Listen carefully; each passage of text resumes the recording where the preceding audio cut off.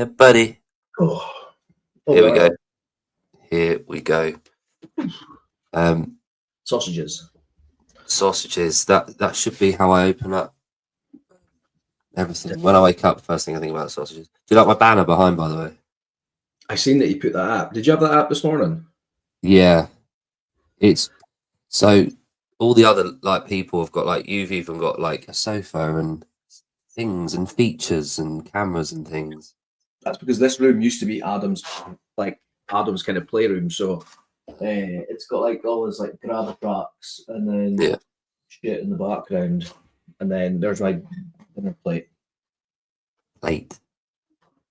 Yeah. Shouldn't have to tidy yourself up, should you? Other people should be doing it for you. Well, I got distracted. Yep. Hello, mates. Hello, mateys. Hello, mates. How are we? No, my poster, my banner, is sellotape to the wall. Why sellotape? Oh, well, here we go then. Hello. What's up? Hello, Governor. She's coming. She had to help me, she had to help me for a second. Set up. Oh, blimey. All the big names are here tonight. Oh. Jesus. Oh, PK. Oh, yeah. We should get PK on. PK, he won't come on. The only thing, well, I can name a few things he'd come on, but he definitely wouldn't come on this show. Heidi, girl, I Yeah. freaking love your podcast with Chris Biesterfeld. I was so upset when there wasn't one today. Hello. Chris is recovering. I know. Is he okay? He did good though. He's fine. You know what? Oh, I've only just realised what that picture is now that I can see it live. I thought it was just like Trudeau with blackface or something. No, that's It's Matthew. What's his name? Yeah. McConaughey, isn't it? Yeah. Yep. Amazing. Yes. So, how much have you spoken or heard to Christopoulos at all? You guys, in Tom's. No, I haven't heard a lot from him. I was worried about him watching him do like 3-hour podcasts, like for 3 weeks straight. I was like, I looked at Colleen. I was like, he's probably going to burn out at some point. Yeah. So I wasn't surprised about the caffeine and the, I get it. I understand it. Yeah. Oh yeah. Well, it's very addictive, isn't it? Yeah. Very. Yep. Yeah. The show's not the caffeine. Both. Well, that too. Yeah. But we're wishing him a speedy recovery. Obviously, as a grandfather and a father of 5 or 6 kids, he's depended upon. Yeah. So we wish him wrong, Kenneth. Kenneth said it was the caffeine. Oh yeah, I don't think it was, but never mind. I don't. No. I don't think it was the caffeine at all. I remember starting podcasts and you just want to go all out, right? You can't help yourself. You want to talk to everybody. You want to talk about everything. And when he was like, "Oh, I'm doing the Chris Unhinged show," and it was just going to be him unhinged all night, I was like, "Oh." And then he's taking his shirt off, and I love it. Like I'm down for it, but I was like, "You're not probably going to be able to do this every night." No. It's but when you're a 73-year-old like Chris, who's like jacked and he's as physically able as he is, and he's the man, and he's got so many ideas in his head, it's hard to imagine a place where he wouldn't have a voice, so but he continues to entertain us in spirit alone. So I love it. And I love this cool as well. He's just, but that's Chris. That's Chris's personality. He's just full on. Yeah. Like, and he goes like all in on stuff. Yeah. Justice. Yeah. Yeah. We could get Taylor cancelled. Yeah. Sentinel did it to him. Another gram of caffeine a day. Yeah. What caffeine a day. The gram. What Did you hear? Chris? Nothing. So Chris was when he first started his shows. The point of it was that we convinced him to do main site, the workouts obviously, and he had been doing main site for 3 weeks consistently, and he was absolutely loving it. And then he switched over to Metfix when it went live, and he did a week of that, and then he went to Sentinel for about 3 days, and after 3 days of being Sentinel, he was hospitalized. So there's rumors that Taylor tried to kill him. Sentinel had anything to do with it, but it wasn't. We know what it was. But the thing is, for me, like, I got really excited because the other day, because it's like in the middle of the night for us. Chris was doing like these 4-hour shows at like 2 o'clock in the morning. And the only reason like Yon was catching them was because his like sleep pattern was irregular and all this kind of stuff. But I was missing out on like some really decent shows. Like your one, like, was it last week with Jezza and his shirt coming off? That was at a decent hour. Oh, Jeremy? Yeah. Jeremy. Amazing. Yeah, that was amazing. It was out. 20 minutes of amazingness. Oh my God. it's You the guys in last- the chat was Yeah, the chat amazing. was fucking fire. They were so good. It was amazing. And Kenneth, no, I'm not. I'm still in timeout, Kenneth. Like, Yon never sleeps. Yeah, I've learned that, especially from some of the last couple shows that we've done. I'm like, oh, he's back. And I know it's like midnight or 1 o'clock for you. Jeremy looked like a prisoner from Guantanamo Bay on that show. I know I didn't get to bring up everybody's comment. Well, Barry resent his comment that started the whole thing. Yeah. So that was the comment that Barry put up that started the entire entire thing. And then we died. It was over after that. We could not recover. There was no Julia, us, like we could not recover. Well, then it turned into a game of who can get Julia to laugh first, because if she started to laugh first, then I started and then Garrett started. So it was like everybody was just trying to get her to laugh first, and it was awesome. Yeah, it was so great. Fun. It was a good time. He was held hostage. Love that. But like, you can't recreate that again, right? Live links is so fun. And we've tried to always do that, and we keep trying to do it, and it becomes very fun. But you can't recreate that. That was the chat was on fire. Yeah, Jeremy was shirtless. Julia was on the show. Like, you can't. There's no way to do that again. Yeah, it's like a perfect Jeremy was on his mobile, so he couldn't see the comments. Oh, really? Yeah, so he was just sitting and like everyone was dying. He's in the middle of like talking about his workout, like, so in this round, and then everyone's just lying, and then he's like laughing around him, and then he's kind of like, he's sitting back. I was like, just read the chat. Just come close to the screen and read the chat. Yeah. That's so good. But yeah, no, Chris is Chris made a massive return. Like, I think it was like 2 days ago. He just wrapped himself in his shirt. Yeah, brilliant. Yes. Did you ever do that? Yes. Yeah, he put his shirt like over his head, right? And so his head was like that. It just looked like a bell end poking out the foreskin. And then he was just sitting on the chair with his like hoodie wrapped over his bald head. But then he put his hood on and then like tucked it behind his ear. Yeah, it was like this. Yeah. Like a little pixie. It looked like he had the foreskin there. Yeah. And then it was so what Kenneth is talking about is that he didn't put his shirt on, he just put it up against his, like, around his neck, so it looked like a bib. It looked like a really big bib, which just tore the chat up even worse. Yeah. Yeah, he's fire, dude. He's fun. He's so funny. I do that sometimes as a joke with my kids. So I'll put my t-shirt, like this t-shirt, I will lay it on top of me so that it looks like I'm wearing it. And then I'll have my hands and I'll just go boom, pull it off. And I do that as a joke to my kids. And it sounds like he was doing that to try and get away with actually not having a t-shirt on, which is great. I do that with my boxers when Haley comes in. I just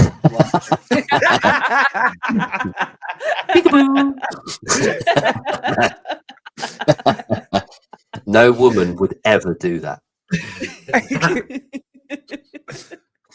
I was talking at the gym the other day about stuff that men do that women just wouldn't do. And we were talking that two of these women, one of them, they're sisters, Irish sisters. One of them is a doctor, like an actual working doctor in a hospital, and the other one is a doctor, but she works in like the pharmaceutical side of it in the hospital, so working behind the scenes. And they come in to do like a powerlifting session at lunch, and we were talking about it, and they had found out about men buying stuff off women online, and it was the first time that they'd found out about this, and they were listing stuff and prices that they found listed online that men buy and everything like that, and it is fucking mental. Like, and I said to them, like, no women are doing that. Like, no women are buying like soiled underwear or like no. Like, there's definitely a difference between men and women. Absolutely. Yeah. Heidi's got a good point, but you know, I can't speak for that. But yeah. I don't think women. What are we buying? No, we're soiled not. Underwear? No. We're not buying each other soiled underwear at all. We're not. No. Negative. No, that's reserved for men. Yeah, back to Chris. So Chris made a triumphant return for one show the other day.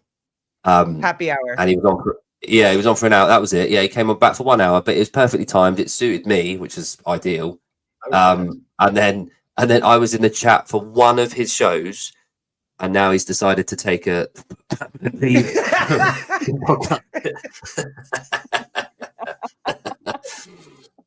And the place that I need to just learn. Now we know why PK is so rich.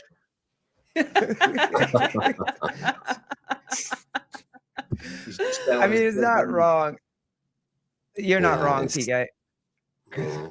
Yeah, when his wife pulled him off the show, I was like, good woman. You have a good wife. She knows when your time's up. Like, too much for you. Yeah. He actually came in and told him to get off. Yeah. He needs I'm sure that I love the fact that it's Jake that sent him back into retirement. But the thing is, so I'm doing him a favor. I'm thinking of him really. But I really, everyone wants him back doing a show. Yes. But maybe he's just taking time to reformulate and think about, you know, the kind of show and what he wants to do and how often. Starting out of the gate with going every single, you know, I mean, everybody talks about how Hiller did it. Everybody talks about how Sevon did it. But they didn't start that way. You know what I mean? And they also have a lifestyle that allows them to do that, which is really cool. But they're also not unhinged the entire for 4 hours. Like, you know what I mean? Like it's so I was watching him and I was like, I love you, bro. And these are great. I was like, but you're not going to be able to keep doing this. Yeah. He tried. But the other thing to bear in mind is like Hiller did a recorded show once a day, and he's literally a third of Chris's age. So you know, he's got the lifestyle where he hasn't got grandkids or kids to fret about and do that. Even like Yon and I, like we launched pretty much the week before Chris did with this one. And we've really rationed ourselves, which has been tough at times, but once a week on a Sunday has worked really well for us. It gives us the week to kind of prepare, to think, to write notes, to chat, to make sure that, you know, the person's booked on, to have a think, and to look forward to it. Because I think like Yon and I have spoken about this, like, do we want to do more and everything? And I think for the time being, once a week works really well for us because obviously we're brand new to it. We've only been doing it like a month or so. But also we want to look forward to it every week. And by Sunday, we're like really, really looking forward to the show and what we can do and writing notes. And I know that if I wouldn't have the ability to do what Chris did, like going on every day and chatting nonsense for 3 hours, but it works. It does. Like he's like a radio. For me, Chris is like a really, really good radio host. He would do well on like radio, just chatting rubbish for like a 4-hour stint in between music, just coming back on and just having a go about how the world is round, flat, and like here's the proof, and here's a video on YouTube I found. I don't think you would get many songs played though. That's the thing. That's a good point. He's got really good taste in music, really good talk radio. Because I was every night when he was on, I was just putting my earphone in because I've got YouTube Premium. I was locking my phone screen. I would chat if I went up to the toilet or whatever, or if I was just lying awake because my sleeping pattern is fucking horrendous. But I would just lock the screen and just listen to him rant as I fell asleep. And then sometimes I'd wake up in the middle of the night and he's still going. It's like 4 hours later. So it is true. There has been at one point, all of you guys have been on the toilet in the comments. Like it's just official. I'm normally sitting on either on the toilet or yeah. It depends. So your show's right now. Your shows typically for us 9 out of 10 times are like 10:30, 11:30 p.m. So for us, that's like, for me, I'm either laying in bed or thinking about going to bed. So my wife's either laying next to me trying to do that, and I'm just sat up laughing and commenting rubbish while I fall asleep, or I'm downstairs on my own on the sofa watching. But yeah, so whereas Sevon's, which is what works well originally, his shows like depending on the time of the year with the light savings, it's either 2 or 3 p.m. So for me, I've done pretty much all my work for the day in terms of at the gym, and I'm just home. Kids are out playing because they've done all their work. So for me, like that time of the day, 2 o'clock, 3 o'clock afternoon is perfect, which is 6, 7 a.m. for him. But yeah, I would love to just be in the chat on all the shows, everyone's show, just chatting absolute nonsense. But I was missing Chris. Nah, Haley does not watch anything I do. No, Katie does. Katie watches these Katie's very different to me. She hasn't got a cock for a start. But her humor's very different. I've got one. She's watching this downstairs at the moment. No, we're very, very different. But she'll watch this and go like that and just switch it off. Well, is she actually watching this now? I've just heard the curtains shut downstairs, so probably doesn't want the neighbours watching this. Yeah, she might be. I don't know. Haley listens to my nonsense all day. She just got no interest in like listening to this at all. This is her peace and quiet time. Yeah. I just roped my wife into doing it with me, so she has no choice. Yeah. Yeah. How is it doing a show by yourself, Jake? Though, how have you felt doing a couple shows now on the bass and then doing this show? Like, what would you say is the biggest comparison that you have doing well, I guess you're not really doing a solo show, but like having guests, where this show is you and Yon, where even if you have guests, you guys can kind of bounce ideas off of each other. And that show, you're really just hosting it by yourself. Yeah. Really different at the moment anyway. With Yon, I feel like a lot more relaxed. I think I can settle in. It's to sound really cliche and really CrossFit-y, but it's like doing a team workout. Like we're doing the same job, but we're kind of sharing it, and you can relax a little bit. You can work in. You can bounce off each other, and you can kind of work it out together. When you're on your own, fucking awful. Like it, as in the prep. The prep. Like the prep. Like because when I'm with Yon, I'm thinking, right, as soon as I stop talking, right. So fucking Chase Ingram messaged me and just said, "Don't be shit." Fuck. I was like, fuck you. You were like, I already felt pressure, and now you just dumped it all back on. What? Fuck. Thanks. That was literally the night before I did my first show.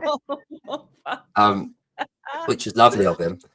But again, support. That means he's rooting for you. He wants you to do well. Exactly. It's like when I say it to my clients at the gym. If I say don't be shit or don't fuck it up, it means that I give a shit and I don't want them to fuck up and be shit. Or my kids. But yeah, what I'm thinking about before I'm prepping for like a show. So look, we've got this fucking insanely strong girl, Chloe, on the show on Wednesday coming up. Like the research that I've got to do for that. I'm looking at her Instagram, I'm looking at her records, I'm looking at videos of her competing. And I know that during the show, some of that will come up. I'll be able to ad hoc because I'll have time to sit back and think about a question whilst Yon's talking to her and asking her questions and pulling up stuff he's wanting to do. And I can think on the spot and I can do that. Whereas when I'm on my own, if I ask a question and they answered it, I don't then have time to listen to it, think about my next question, and then pull stuff up. It's so much. It's so different. Like that the difference in what you've actually got to be doing. And then fucking people commenting and trying to pull up a comment that you find funny or concentrating on that. Like I've got a whole new level of respect for what Savon does and all the others, obviously, and yourselves. But obviously, I don't go on by myself. Look, I don't go on by myself. If Colleen can't go on and I don't have 2 other people to go on with until she gets home, I'm not doing it. No, that is a skill. Like we were talking about Chris, what he does is a skill, just pulling comments up, reacting to them in real time, all that stuff. It's insane if you've never had to do it before. So that's cool that you're doing it. But why do you think it, like Savon sometimes is really excited when Caleb can jump on with him or Souza can jump on with him halfway through? That's why. Yeah. And exactly. Hey, sorry, John. Takes that pressure off. Yeah, exactly. The thing is, like, I can coach a class of 20 people. I can fill the gaps because I know exactly what I'm talking about. Like, and I've got a plan. I know the lesson plan. I've been doing it for long enough now where I can sort of ad lib and I can think about what I'm doing. I think until I've done enough of these shows, it's still all brand new. Like I'm talking to people. And again, the other thing is we've been in Europe. We've got like, I think it's something like 38 different countries across Europe with 37 different languages spoken across 38 different countries.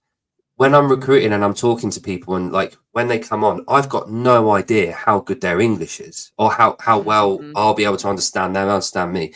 So all the while as well, I'm researching, I'm listening to videos they've done and listening to how well I speak English and asking them about whether or not they think. But so far, the 2 that I've done, like Ewan or UN, I got told, corrected in the comments. He's obviously Irish, in impeccable English, obviously. But then the guys today that I spoke to, they're Dutch, but they spent like 4 years in the US. In Holland, they speak English is one of their like mother tongues, so they speak Flemish, French, German, and English. So they're all like really, really good like linguists. And they spent 4 years in the US. They were fucking die-hard CrossFitters. They knew all about NFL. He played in the German like American Football League, which I was annoyed at because I've spent the last however many years telling people that no one in Europe knows about the NFL or plays it, and then that twat decides that he wants to play it and knows everything about it, completely destroying my argument. But my point being is, if I know the people that are coming on, or I know the subject matter, I can fill in the blanks a lot. So because it's to do with CrossFit and the gyms and the community and coaching and ownership, I can talk to them about it. I just need to relax into it a bit more. The thing that I'm not confident at the moment is just going live on my own. So like just going bang, I'm live. Oh, I'm going to pull this up that I saw the other day, or let's talk about this, or pulling up. Fucking the idea of doing that right now is like way away from where I'm at. I'm not thinking on those lines yet. I'd like to get to that point. But the other thing that I have to remember is that the time of the day that I'm doing this, pretty much all the Americans that I'm familiar with in the chats and that would probably likely come on are all asleep. So it's all a brand new crowd in the comments. It's all people from across Europe British people that are going to be awake. They've got no idea at the moment. So we're early days. But I was really tempted. I spoke to Savon the other day. He won't mind me saying this. Like, I was really tempted to do like a recorded one, like an interview with someone that is coming on soon. But I was tempted to do a recorded one just in case there was any kind of anything that I needed to kind of iron out off the air or anything like that as we talked. But he said, no, don't do it live. Go live as much as you can. As soon as you step away from live, that whole going live feature's gone. Like, you lose that confidence and you lose that buzz, and the comments are really important, and interaction and that kind of thing. So, so he was right, but I felt like I was already starting to think, oh, like going live as a big thing. But going back to your point, like after today, like when you kind of hang up and you talk to people, and then the rest of the day, I was like sitting at the beach today, having like a coffee and watching the kids play on the beach. I was like, that went really well. I had a bit of a debrief of myself. I enjoyed it. I learned a lot. They were incredible people to be on the show, and hopefully it's done them some favors in terms of just chatting and you know, maybe they can promote and maybe they can use that, but and other boxes can get some ideas, because some of the ideas they had were incredible. Like, there's for as long as I've been in CrossFit, so since 2012, early 2012, they had this idea that I'd imagine someone's going to say they've heard it before, another gym, but I'd never heard of, you know, you've got like a bring a friend, bring a kid, or bring a partner. It was bring a parent day. So like you had all these people that are like 30, 40, bringing their parents, the older age group. I've never heard that before. And I was like, that's a really good idea. Yeah. And there's this pool of affiliates that are out there that are doing shit like this, that have got these ideas that so many other people could benefit from.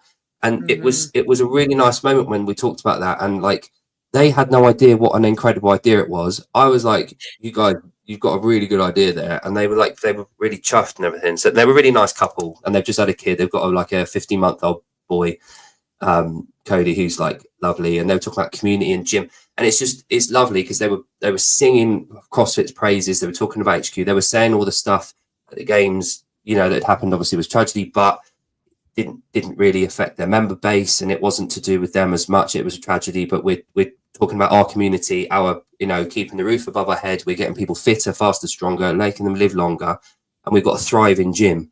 So we're going to continue to pay the CrossFit affiliate fee because it's worth it. We want to be associated with this really, really strong brand that means something, and we're going to continue to do it. And Ewan said the same. Ewan said the same thing last week. So I'm kind of, as I'm going through this, like all these people are sort of singing from the same hymn sheet, you know? That's why you can't stop doing lives or be afraid to do lives. If go through those experiences of the sound cutting out and you have to figure out how to fix it, because then the next time you'll know how to fix it in 5 minutes and you won't be completely flustered. My sound, something happened when Sevon came on our show the first 2 times where he carried the show by himself. Thank God. Until I figured out how to fix the Roadcaster. Like, it's all things that you have to go through. But what that also does is your chat, like the chat that you guys built, like they're behind you. And it's also funny. Like, it's a good time. And it's like, oh, fuck, I can't fix the like what the you can hear me, but I can't hear you. I've done that 87 times already. Now just like, but you have to go through all that. I've never watched a show when that's been happening and thought, oh, this is fucking bullshit. I just end up just chatting. It's funny. You make fun of it. Yeah. And it's like, even when Sevon's like, he went into like his internet broke yesterday or the other day or whatever, and everyone was like, oh, Black Square Sevi. Like, it's just funny. It's just a good, it's nothing to freak out, right? Like, so. Well, and isn't it comforting to kind of see someone like Sevon that's done this a long time and has all of the knowledge that we think like he's millions of steps ahead of us, and then watching him on some of those shows where his internet goes out or his sound doesn't work, or he spends 10 minutes trying to find the one thing that he really wanted to talk about and pull that up on the screen, and then you're all just sitting there. Or my favorites are like, I call them the pregnancy pauses, because he just sits there. Yeah. And everybody thinks he's frozen. And everybody thinks he's frozen. If people are listening to them on their headphones, they think he's done. They think he's like, I'm like, like, where are we going? He's just looking at the screen like this. And it's like, you gotta say something like what, and he's done this for a very, very long time. But when we first started, we did the recordings, and then she was like, we have to go live. And I did not want to, because it's this pressure of like, people are going to be watching you live. People are going to have opinions. They're going to want to talk to you. They're going to want to say what they say.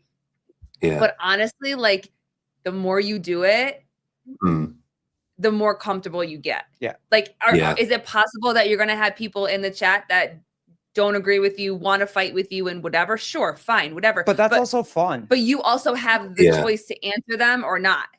That's also the beauty about it too, where it's like you can see if someone's going off and having a temper tantrum about something that you said, you don't have to answer them. You can answer somebody else, so it just takes time, but it is fun once you get there. You get to that point where it's fun. I guess one question I want.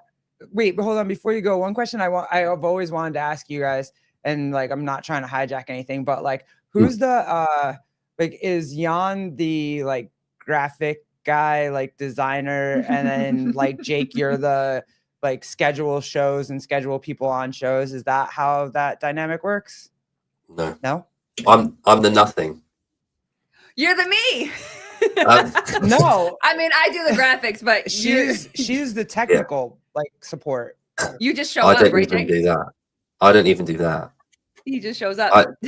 This is Yon's Jake's show. Jake's the voice. Oh, Jake's the face and the voice. Okay, I get it. All right, that's fine. I just don't have a fucking clue. Like Yon, we share everything. We share everything. But don't lie, Yon. You can say that he does nothing but show up and talk. I have done. I'm trying to think. Jake made the original logo, didn't you? That we don't use. Yeah, we don't use that. It's okay, Jake. I do the original logo that we do not use. I made our first one, which was the circle. Vindicate, and then Vindicate was like, nah. Vindicate sent this to us, and I was like, yep. Oh, so what he's saying is that my logo is trash. Got it. Cool. Sounds good. So we don't use Jake's logo. What else, Yon? No, I do the Canva stuff. I do like the thumbnails and things like that. We schedule the shows together though. Jake's booked a few. I've booked a few. What he means by that is he asks me, "Is Sunday at 7 p.m. okay?" Yep. And I'll say yeah, and that's my input. And it's not because I'm being lazy. It's just that I've got no clue about any. Like, I'm learning. I'm trying to keep up with all of it. But like all the Canva stuff, Yon is like this wizard on Canva. He'll be like, "Oh, I think you need to do this," and then in 10 minutes, he's made this like immaculate fucking background for this thing. And I'm like, how the hell did you do that?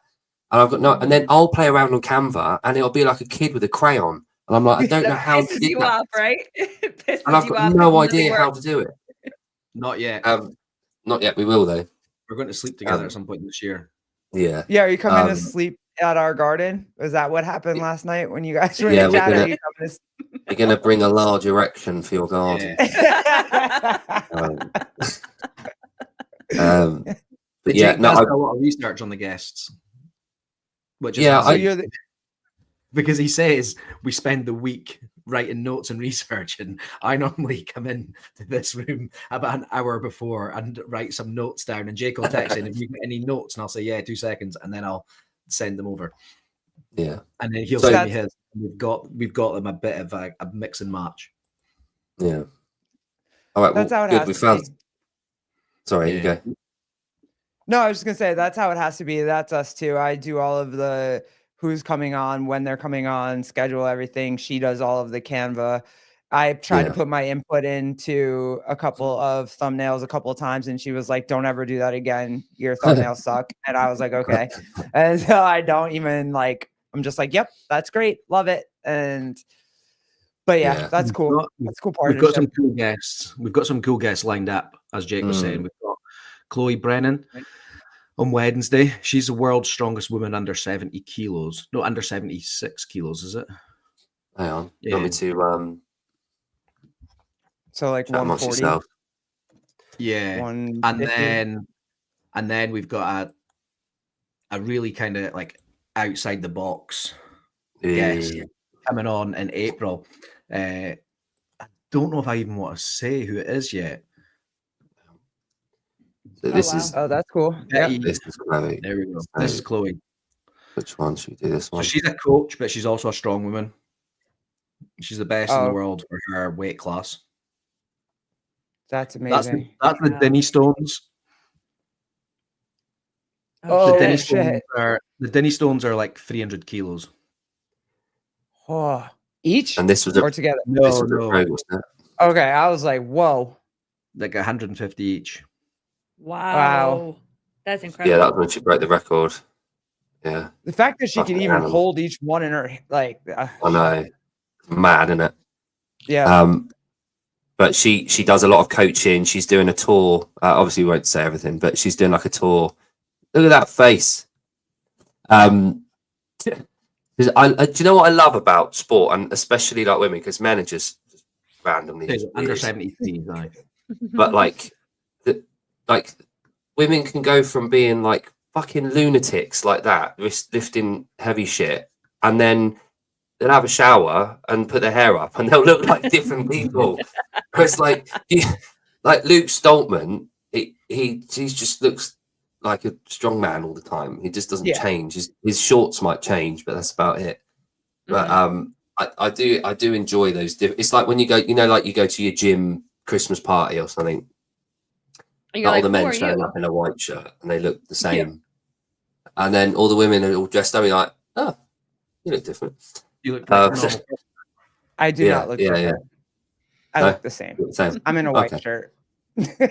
She's not. I don't want to be stereotyped at those parties, so I normally rock up in a dress as well. Did we ever talk about this? Would you ever do the whole party theme where you would dress like your partner? Did we ever talk about that? Where you would go dress like your wife and she would go dress like you? During lockdown, when we had like it was like obviously everyone was having like like Zoom quizzes and all that kind of stuff, and then like I'm pretty sure we had a Halloween thing at Haley's mum's house, and me and Haley dressed up as each other and went to that, and then her brother and their partner went as Ross and Rachel from Friends, but like opposite. Like, so, yeah. That's amazing. Yeah. We could go as each other. Me and Yon should go as each other. So I'll wear an Adidas Corn t-shirt, and you can wear one of my representatives. You gotta get the bald cap. Get the bald cap. Yep. Jake, and then Jan has to get the spiky cap. Yeah. I nearly had a bald cap. And you know what? Everyone thinks that I'm bald. I shave this head, right? Every other day, I could have a skin fade like that if I wanted to as well. Yeah. I went to the barber's. It was my son's 6th birthday on Tuesday, so we took him to a barber's for a haircut. And I was there. I haven't had my hair cut by anyone else except me and my wife for like before COVID. So like 2019 was the last time.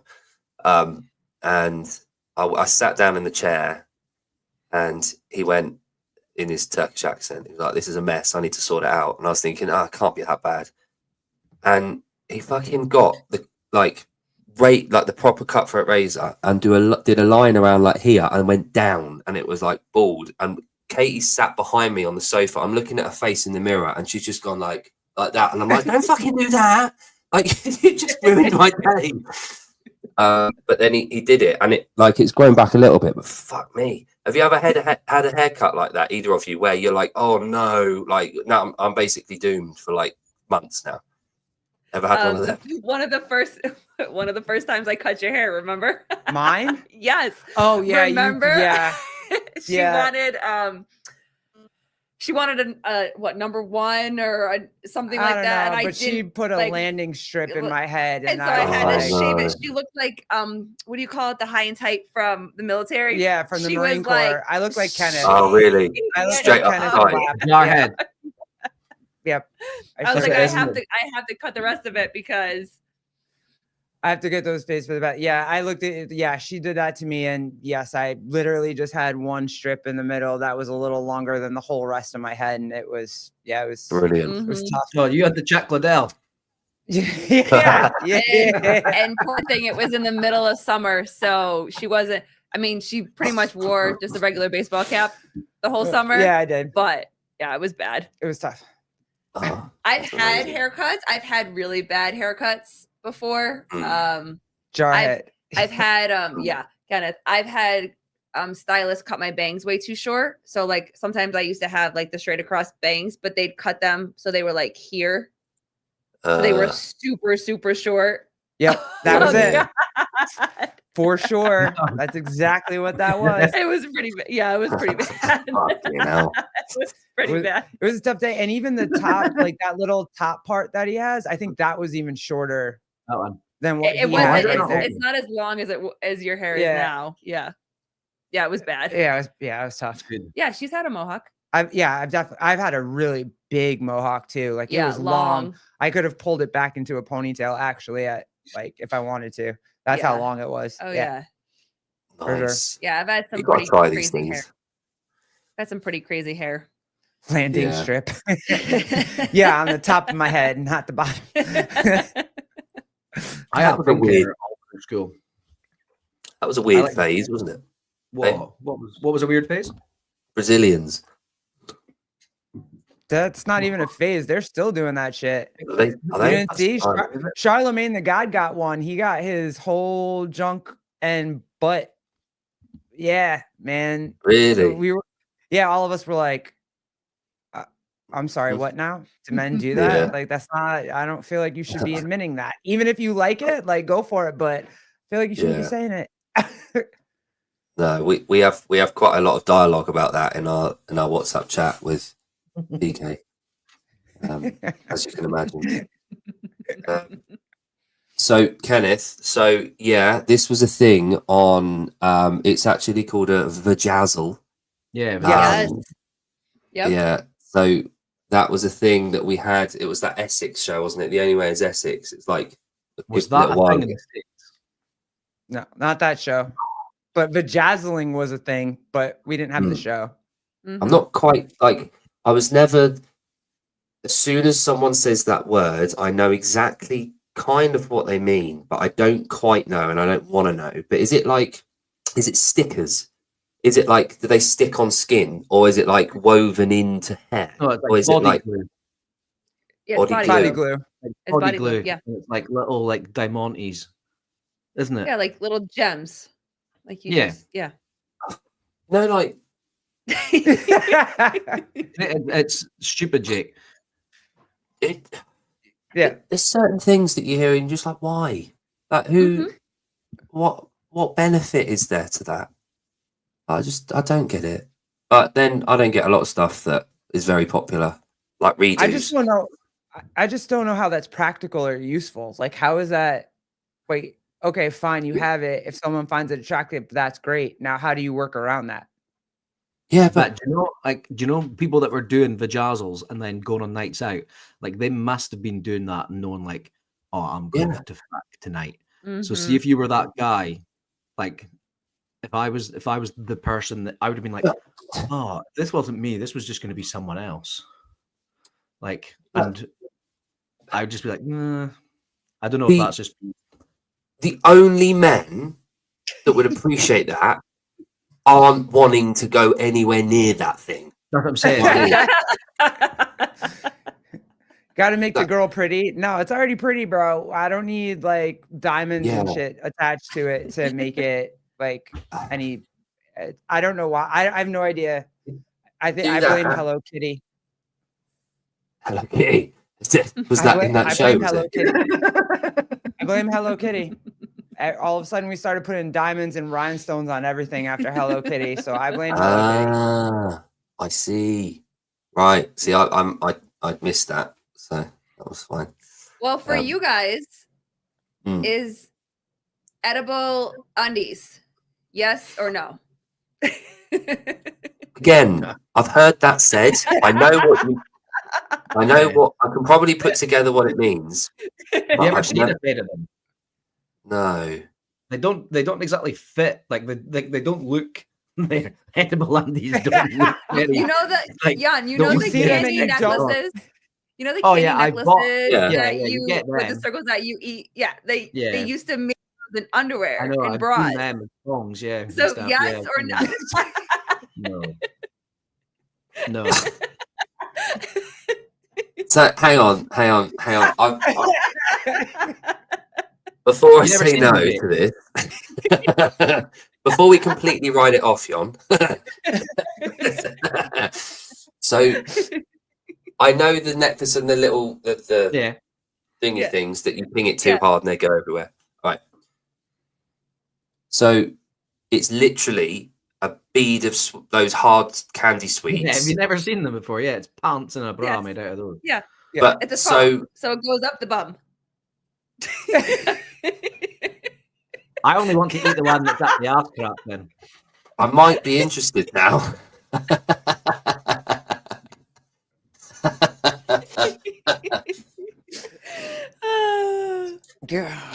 Never say never. What about chocolate ones though? That's gonna get messy. They melt. Yeah.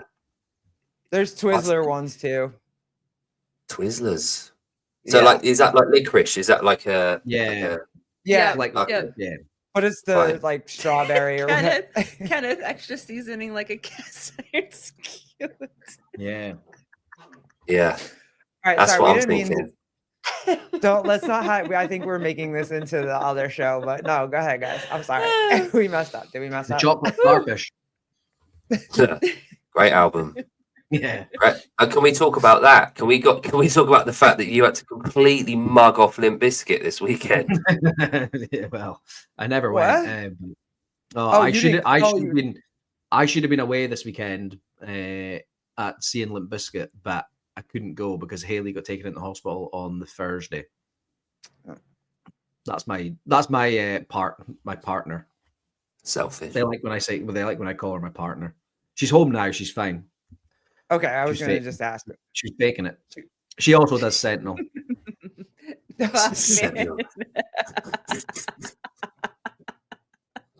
Whenever anyone gets injured now. No, she had the flu, but then she couldn't keep food or fluids down for a few days, so she got really dehydrated. Her blood pressure dropped and whatnot. So anyway, she's fine. She's fine. But we didn't go away for the weekend. But Limp Bizkit looked amazing, but the show itself looked terrible, Jake. Really? The support acts, and then I wish I could pull up some videos, but I was getting sent some videos with people. There's a guy called Johnny Carnage that was like the host of the show, and he like ruined the whole night for people, I think. Oh, God.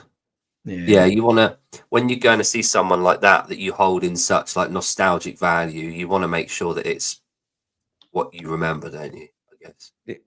Mm-hmm. Have you ever seen them live? Yeah, I've seen them a few times. Yeah, I've seen them. I've seen them once before. They're awesome. I went to see them in 2000 with Korn at the Glasgow Barrowlands. That's like an iconic Glasgow venue. Mm-hmm. So it was a year after Woodstock, and them and Korn played in the Barrowlands. And then I seen them again a couple of years after, and then I went to see them last year in London. So I've seen them a few times. You're talking about Woodstock 99, right? Yeah. Not 72, dude, whatever. Her brother was Colleen's brother was actually there. Yeah, and he was there for a radio station. He was on the radio when it was happening. Wow. Yeah. He used to be a DJ. Mm-hmm. And so he told us some crazy wild stories about it, just the tower falling, all that stuff. Like it was insane. Did you watch the Netflix documentary? Oh yeah. Yeah. It's like nuts, 1 million times. Yeah, we watched that, and then we actually did a because I almost went with him. If you go back, way back, we did it, and he talked about it or whatever. Like it was crazy. It was seriously nuts. Yeah. He was like, he had to find his wife. He was scared that they weren't gonna it was insane. It was pretty cool. Oh. I mean, what age were you guys when Woodstock 99 was? I was a senior, so I was gonna go. I was not a senior. She was not. I was not a senior. But I was actually going to go to that, but I had a basketball scholarship, so I had to be ready to go report to college basketball. So I was like, no, I can't go. But I was going to go to that. I was like, it was Kid Rock. Like it was going to be free. Like, it was going to be nuts. And then when I saw it afterwards, I was like, oh, thank God I didn't go. Mm-hmm. Dodged bullet on that one. Yeah. Yeah, I was I was like 14. You would have been the same age, Jake, were you? 14, 15? Yeah, 99, I was 14. Yeah, 14. Yeah. So, yeah, I turned 40 on Tuesday. That's going to be fun. I don't remember what I turned, but I turned yesterday. what am I, babe? 44? 44. I saw 44. Yeah, Oh, happy birthday. I didn't even realize it was your birthday. Yesterday. Yeah, thank you. Mm-hmm. We could have made this a birthday show for you. We could have. No, I'm good. We don't She'll celebrate sing those along. anymore. After No. 35, it's over. Garrett very much is the person, like, I don't want to talk about my birthday, but she gets so many people to say happy birthday to her. She like stays off of social media because, or her phone will blow up way more than it normally does. Because Yeah, everybody reminds her that it's her birthday. She's like, thanks, but I'm good. Yeah. Haley always disables her Facebook a few days before her birthday. Smart. Yep. Smart. And then she'll put bring it it back back. on like, Yep. after. Yeah. Is there a reason you don't like it? Is it that you just don't want the attention, or is it you don't enjoy your birthday, or is there a reason you don't want to celebrate your birthday? I love, like, I liked my birthday all the way. Like, it's fine. I just don't. Yeah, I guess I just not the attention. I'm not the person to put stuff up on social media like that. Like, Yeah. ask her. I don't even really put our anniversary up. Like, she puts anniversary posts up. I love it. Say I love you, babe, and then I take her out to dinner. Like, I'm not really that person. I joked with her. I was like, you better start because people are gonna think we're getting a divorce. So you better. Did we ever tell you guys that? So the gym that we go to, so she hasn't been to this gym in a bit. Just with work and everything like that. It's not a CrossFit gym. No, it's the boxing gym that I go to. So if you've seen my post, me boxing, that's where I am. Yeah. And one of the members came up to me, I don't know, probably about a month ago, and goes, how is everything? And I'm like, oh, great. Like, everything's wonderful. And he leans in and he's like, are you and Garrett like not together? And I was like, what are you talking about? Just because I hadn't been there in a minute. He's like, are you guys like divorced? And I was like, no, we're not divorced. She's just at work. Yeah. Yep. It's mad, so isn't I joke it? with her all the time. I'm like, you better start posting me so people know that we're not divorced. Thing is with that, right? That is projecting quite a lot, and also it's an innocent question. He didn't mean anything, but right. For me, like, I set a precedence like really early on with Katie, where I never buy flowers, I never go over the top. I'm not public declaring my love in public and everything like that. I'm not. That's just not the way I am. And I always said to her, if I start doing that, you should probably get a bit worried.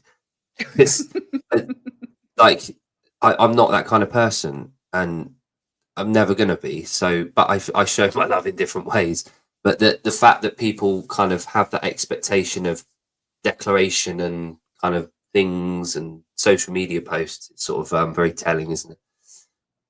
Where we are, but we're all different. We're all different.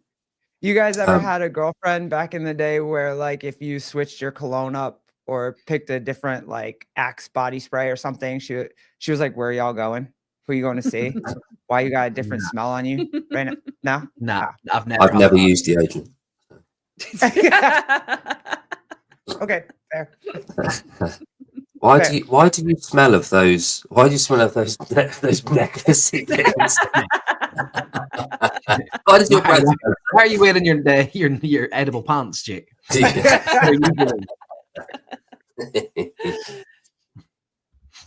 No, Did you want to talk about redos?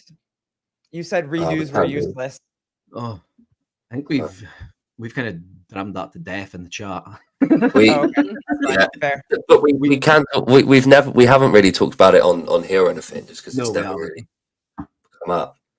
But over text, it's very different to how I feel in reality about redos. So I'm all in favor. If people want to do a redo, fucking fill your boots, do it, crack on. If you can get an extra few reps out, if you know that you could have done better, fine. But again, I set a precedent very early on. I've been doing the Open since 2013 every single time, and I've never ever done a redo in any years. I've never done a redo. Some people might say, well, yeah, that's because you're rubbish and that's why you haven't got anywhere. But the thing is, when the Open comes around, I treat it as a test for what it is. So I never redo if I go to a competition or if I'm running away from a bear in the woods, not that we have any bears. I don't stop and go, oh, bear, you just caught me. Can I go back and start again? Because I want to redo. Like, can we go again? Or if I'm hanging off a cliff and I fall off, I go, right, Mr. Cliff, can I just hang on you again and try again? So the whole redo thing for me, it defeats the purpose of why we're training CrossFit. So in my head, that makes perfect sense. It's functional fitness, high intensity, broad modal. We're testing for the unknown and the unknowable. I can't get my head around caring that much about getting an extra few reps on something that it means a lot to me at the time. So it is this big thing, and I've signed up every single year since 2013. It means a lot to me. However, I'm not going to let it take over my life to the point where I redo a workout again over the same 3 or 4 day period that I know I could have gone harder at if I'd have attacked it first time properly. And I've got it right. If I make a mistake, I don't do it properly first time, I don't go hard enough, I have to teach myself a lesson by not redoing it. I've got to learn from that. And in my head, that's why redos don't make sense for me. I need to learn from that and not give myself the prenup of, you know what, we'll go into it, but we can always redo it. I've got to do it first time. And I've got this thing with my kids, and it sort of started off as a joke, but I heard when I listened to Goggins' first book when it came out, and I had it on audiobook, and he said this thing, and I kind of made it a joke when we were out on the walks during COVID. So we'd go out for the walks. The kids were really young. So my son was just over a year and a half old, and my daughter was 3. We'd go out for these long walks, like 5, 10K walks. And if I got a stone in my boot, I had to complete this walk with the stone in my boot because it's my fault for not having checked my shoes before I went on the walk, right? So there's a couple of these walks during COVID where I did a fucking really long walk with a stone in my boot because I didn't check it, but it only happened twice. And for me, yeah, but in my head, but I always check my boots now when we go on a walk, and my kids do as well. This is your testing of fitness. Sorry. Yeah. It's like redoing a test in school. I agree. Although I did want to redo 25.1, but I never, because I realized I don't care that much. Like, I did give it my best, and I was judged by probably the harshest person that could have judged me. So I know I couldn't have done any better. And I know by going in and doing it again with someone else judging me, it was just going to be for my own ego. And that's when Seema said, ego's an enemy.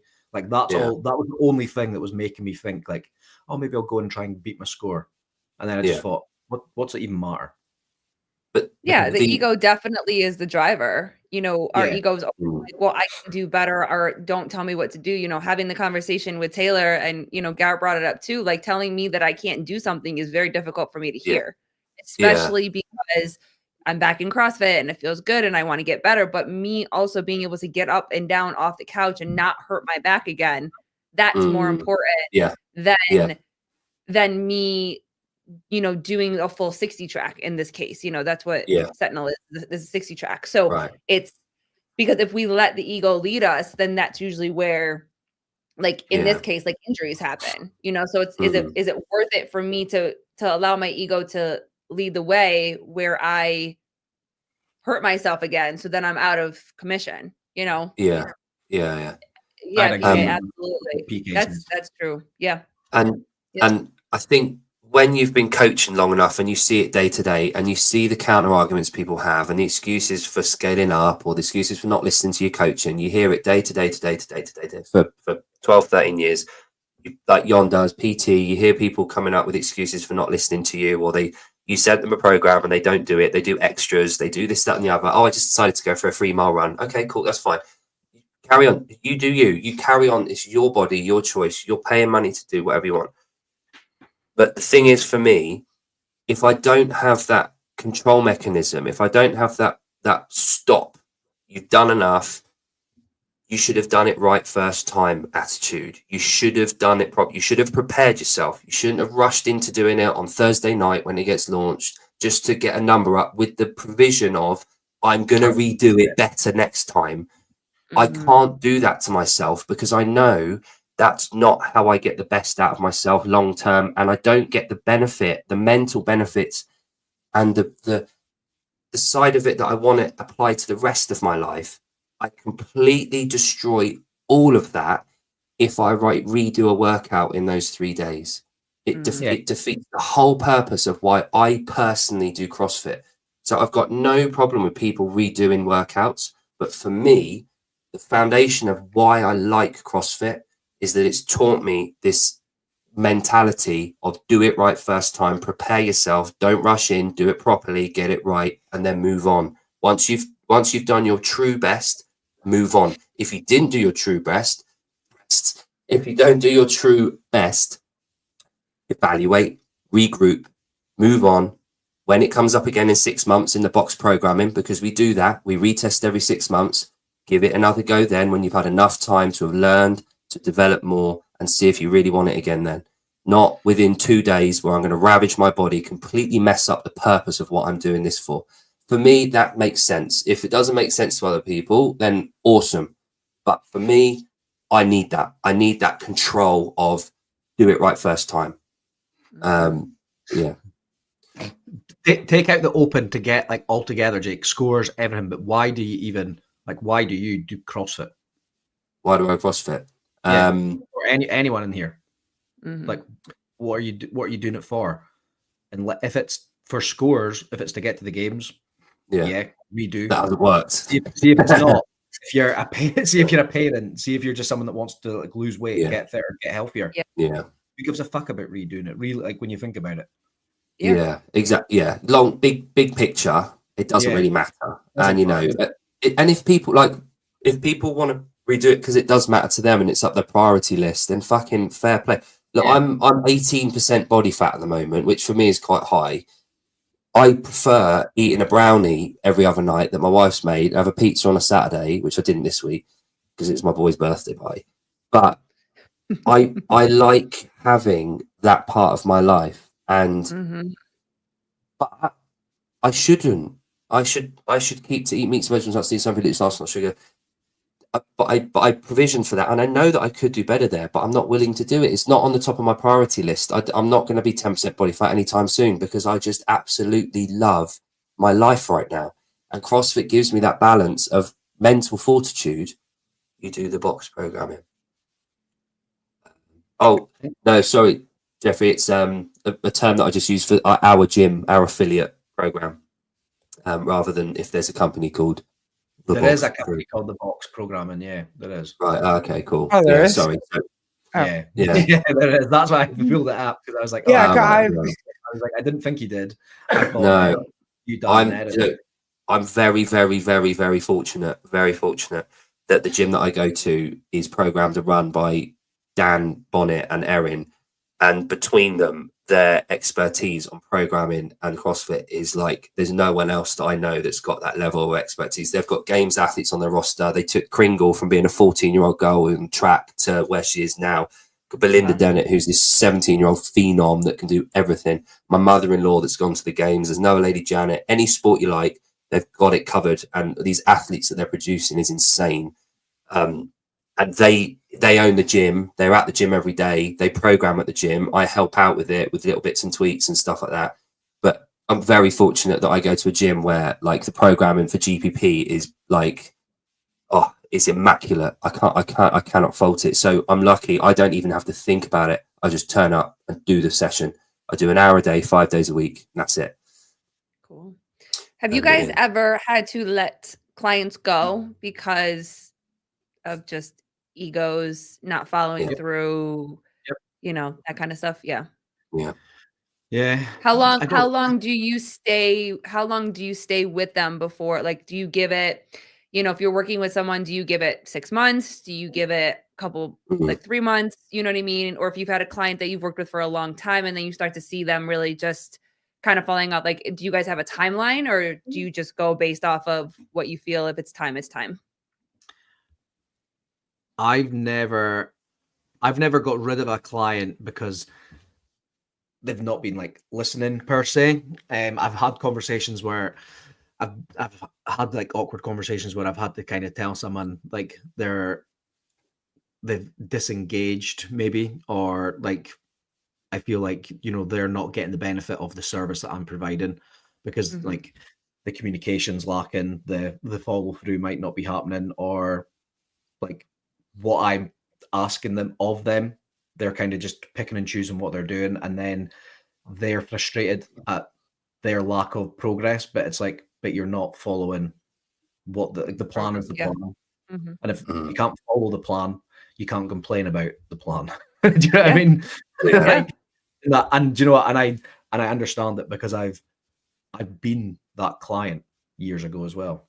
You know what I mean? So like, I think I've got a very unique like position as a coach because I've kind of been at both ends of the spectrum, and I'm still coached now. I still like invest like that money back into myself as well. For sure. But yeah, I've had a few. Most of the times, that's not the reasons why I've got rid of clients. But I'm not talking about those on the podcast. They're too handsy. Yeah, I don't want They put their hands on your head. No, yeah, nobody touches this bald head. No, it's been like difference of opinions. Yeah, people thinking like, well, I don't want that part of the service, so I'm just going to pay you this much. It's like, oh no, it's not like a. This is not how it works. Yeah, it isn't a market. It's like, this is the service, is the service. This is the cost. Oh no, but I don't want you to do that for me. I just want to pay for this part. And it's like, cool, I don't offer just that part. Yeah. And they're like, oh, but I'll just pay you this amount. It's like, no, that's not how it works. No. Yeah. That's why you couldn't work as a gigolo, isn't it? Yeah. Like, imagine going into like the barbers and being like, I'm just gonna give you a $5 because I'm just gonna use your equipment and I'm gonna cut my own hair. Yeah. They'd be like, no, that's how it works. Fuck off. Yeah. Full service. Full It's service. full service. Yeah. Went into the barbers and said, although that's a fucking brilliant idea. He's just going to come in and use your kit. It's like, no. No, like imagine a studio of just empty chairs with all the kit, and you can just go there and use it, do your own shit. Yeah, that's a brilliant idea. Yeah. So I've got a little bit of like different experiences across there. So obviously, I owned and operated a couple of affiliates, and there was some times I've never had to tell a female to leave the gym or recommend that they go somewhere else. It's only ever been men. The women tend to leave on their own accord. But the men, and the conversation with the men has consistently been, you're not listening, you're doing whatever you want. And there was this one guy who would remain anonymous, but he goes, he was coming in every day. Wasn't resting. He was burning out. He thought sweating was the key to success. His form was terrible. Obviously, I couldn't coach every session, so I got the feedback from the other coaches that it wasn't their job to turn people away or to tell them to do this, that, and the other. But it fell on me to obviously have those conversations. Is it this guy? And I ended up having to pull him aside, and I gave my initial thing was, right, when you come in for your 6th and 7th sessions of the week, I'm going to give you recovery versions of the workouts. So rather than being a 5x5, it might have been split squats in the corner, light, or glute bridges, or sit on the bike for 20 minutes, or whatever the difference might be. But I'd give him a recovery session, so lighter load, less intensity. Even that wasn't going because I found, he was going to other coaches' sessions instead, and then they didn't feel like they could, tell him and have those difficult conversations. Because when you've got a class of 20 people and you've got one bloke turning up being a knob, you can't dedicate that time to doing it and humiliating him. But it went on and went on and went on, and I ended up having to, when I knew he booked on for the class, he came in, I had to put him outside and say, look, unfortunately, mate, I can't have you coming in today. I'm going to turn you away. And he got a bit kind of funny with me. And I said, right, okay, I'm afraid I'm going to have to tell you to leave the gym. I'm going to refund the rest of your month. Here's some recommendations for other gyms in the area. They'll probably be able to support what you want to do. You can try them. I'll let them know you're coming. And he burst out into tears. He started crying at me. And about a month later, his wife came up to me and said that he'd been cheating on her. And he was basically this hyper emotional bloke who was guilty, racked with guilt, that just wanted to abuse himself in the gym, it turns out, because he felt really, really bad. They separated about a week after that. That's one example. There's been so many examples where I've told blokes to basically do one after a period of time of giving them these recovery sessions, but it's always because they don't want to listen. They don't want to scale back. Their ego is the enemy, and they don't want to rein it in a little bit. And then the other side of it, for a good well, not a good reason, but when I sold one of my affiliate, my second affiliate, when I got rid of that to move, I put together this fucking giant PDF, this presentation, and I got all the local affiliates within a 20-mile radius, and I wrote a full report on the benefits of going, their price ranges, their coaches' names, their how long they've been open for, like a virtual tour and a little video. I put together this whole pack. And when we announced that we were closing like 5 weeks later, I sent out this pack to everyone with this detailed amount of information on why this gym's great, what do they specialize in, what their coaches were good at, this, that, and the other. And the only feedback from the only feedback I got really was from negative was, something like, oh, have you thought about us when you're closing? What about us? And I was like, well, I'm selling up because I'm moving my family to a different country. So I'm really sorry. Yeah. So, but I think people do appreciate your honesty, and if you're not working with a client well and it's not going right, then you need to just be honest. And I don't think I think there's got to be check-in points rather than like a specific time. I think it's just you get a feeling as a coach when it's not working. Yeah. And in terms of like one-on-one PT stuff, I think PT, you're more in control of stuff as you go, and you can have those difficult conversations on the go with one person rather than in front of a class or over media or anything like that. So it becomes a little bit easier. And also, like Yon said, if you're not getting on with someone and you don't feel like they're getting the benefit, you just recommend they go to someone else. Like here's Dave. He's really good at gymnastics. I can't really help you with that. Go and see Dave. I've passed on your details. Have a word with him. That kind of thing. So just being honest to people. I had 4 calls last week with people that prospected clients. I didn't take any of them on because I didn't feel like I was like the right coach for them. Yep.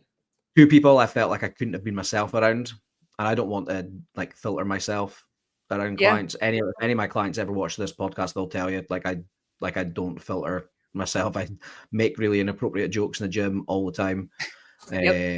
I'm like, what I say in like the group chats that we're in, that's what I'm like in the gym. I'm like that to the members. I'm like that to the people that own the gym. Good Lord. Like I'm very professional in terms of the work that I do for them, but those people that are face to face, we've built up relationships that we're friends. And if I think that I can't, you just want to have fun too. You want it to be comfortable. A certain way, then it's not for me. And then 2 of them, I just felt like their goals didn't suit what I enjoy doing. And I've said no to clients for that particular reason. They're like, well, I want to do this. And I'm like, well, I'm not the one that's going to get you there. So, so they're like, well, you're 2 feet from me. Yeah. Like location wise, they're like, well, you're closer to me. And I'm like, I'm still not going to be able to help support you in that. I've also had clients that I would work with them, and this was during COVID. So I did do like the whole Zoom client thing for a little while. Yeah. And I had a woman that paid, and I would jump on Zoom, and there was always something. She was always late. Anytime that I tried to give her something that I was like, hey, we're going to do this today, she's like, I don't really want to do that. So then for me, I'm like, well, then why am I here? If you want to pick and choose and do what you want to do, there's really no reason for me to be here. You know what I mean? So I've definitely had clients like that. Where it's like, you want to do what you want to do anyways. You don't have to pay me this kind of money. Like go to a gym and go do what you want. Or she had a gym in her own house. Like she had everything. Yeah. I'm like, so just find it on YouTube and watch a video and follow a fitness video. You know what I mean? So one of the early days at the CrossFit gyms, it was tough it was tough recommending people for PT in the affiliate as the affiliate owner, because if you believed in your programming as being all round and ticking all the boxes and long term and functional fitness, there's no real position for PT back in those days. It was a really awkward conversation to have, that to a person to say, do you know what, I think you should probably do PT once a week to figure out your pulling gymnastics. And then they could come back with, well, why isn't that in the programming? Why aren't we doing that in the programming? It's a really tough call. So, but I think over time, because GPP has changed away from main site and we cycle differently, and we do like the 6-day cycle now with Thursdays and Sundays closed and stuff. It's just a different style of coaching, so which has opened the door for more PT, and people are doing extras and wanting to do the refineries of CrossFit rather than just get functionally fit. They want to be able to do muscle ups, they want to be able to do snatch certain weight, they want to be able to do Ironman or whatever on top of everything else. So it's just a different position we find ourselves in, for better or worse. What else you guys got coming up? You got there's a guest you won't tell us, a guest you told us. Not that we won't tell you, no. I came on here, I was gonna speak about a few clients. I've got a client, Susie, who started with me a year ago, and she'd never been in a gym before. She'd never even walked like on a treadmill. Like the only time that she actually went into a gym with her daughter, she fell off the treadmill. So her daughter's one of my clients. She just competed in a competition a couple of weeks back, but Susie started with me it was a year ago in December. She's lost like 90 pounds. Amazing. That's awesome. Like, if I was to ask her to run 100 meters when she first started, she couldn't have done it. And today she completed her first half marathon. So I wouldn't have been there because obviously I was going to be away. So I managed to surprise her at the end of her half marathon today. And I filmed her coming across the finish line. She didn't even notice I was there until about 5 minutes after. So it is actually like a proper candid video, because she doesn't even realize that I'm there cheering her on. She passes because she's looking at her family that are a little bit further down. So I was going to pull up a video so we could all watch Susie cross the finish line. That's so cool. Yeah. I've got a few things to show. Add this to the stage. Like, this isn't her time, by the way. This is just from the start time. Amazing. Oh, that's crazy. Yeah. That's one of my clients' partners that ran with her, like the pacer for it. Which would have been my job. That would have been my job, but I was meant to be away. I did actually try and get a ticket for it last night to surprise her at the start line, but couldn't get one, which I'm not going to lie, I'm quite glad, because I ran a half marathon today. It would have been shit, and I would have done it, but I would have not enjoyed it. Right. You would not have been happy about that. Yeah. And then I wanted to bring up, I actually want to have Tia on the podcast at some point. One of my clients, a young lassie, she's going to the British Junior Champs in, what day is it today? The 9th. So it'll be the 29th. She competes on the 29th of March. She's in the under 76s, and she's strong as fuck. So this was her yesterday. This was her old comp PB. Like, she done it at Winters last week, and this is the squat that got her to qualify for the British Champs. But here's her hitting it like with more in the tank. If we can get this on stage. So she's 21, and that's 160 kilos, and she weighs 73 kilos. Jeez. Damn. But her weight loss transformation is insane as well. Oh my gosh. Wow. Hey, what are the headphones for when they do lifts like that? I've seen a couple of videos she is blasting like techno music. Whatever music. Okay. She is listening to like the most like offensive trance music. Like dance music. You walk into the gym and you can hear that from car park from her headphones. That's awesome. Okay. Cool. Yeah, that was fire. Yeah. That's about all I've got going on. That's awesome. If you had to choose, would you rather go to a rodeo or a Coldplay concert? Can I get the lads from Coldplay in on the rodeo? on the rodeo and then set the ball out and then see what happens. Like Martin, the rodeo clown. But did you hear today, Kenneth, that what Savvy was saying? It was a rodeo to a tribute act for Coldplay. So the rodeo was going on with music playing from a tribute act to Coldplay. So it wasn't actually Coldplay. Okay. No, Got it. no. All right. It was some goons called like Wet Play or something that were just like, yeah. Wet Play. Do you want to know, back. Jake? Do we want to say who we've got coming on the podcast, or? Yeah, that Right. if you're happy to do that, that'd be cool. So, Hang on, wait for it. There you go. Nothing. What'd you do? Nothing, don't worry. right. So if anyone knows, if anyone watches any of my stories, I've always got like hardcore music playing. So like my two things are like I love the gym, but I also love going to hardcore shows. If you watch any of my stories, if I'm not with my son or at the gym, I'm probably seeing a band. So when me and Jake started this podcast, we just decided that we were just going to message people. Like, didn't matter if we thought they would reply or not. So I was trying to think of, I think you actually brought up the idea. You were like, do you know anyone? You messaged band people. I messaged men that I find attractive. You messaged men that you fancied. But you'd asked, do you know anyone that trains, that anyone that's in the fitness, but also kind of, do you say like in the music industry? And I was like, oh, I've got a few people that I would love to have on.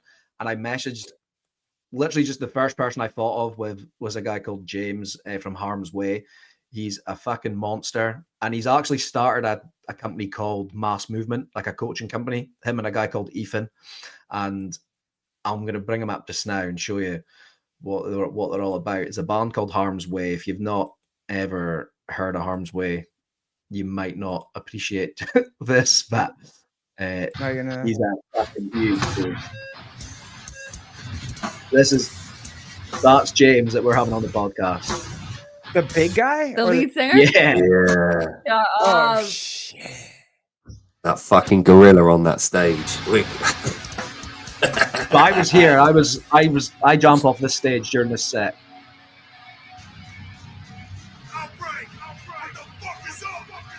Look at that body. Jesus Christ. Are you not afraid of this conversation? If he comes on your podcast looking like that, can you imagine if he's just a beater and like? I think he looks like Channing Tatum on like gorilla mode. He's like hulked out Channing. Okay.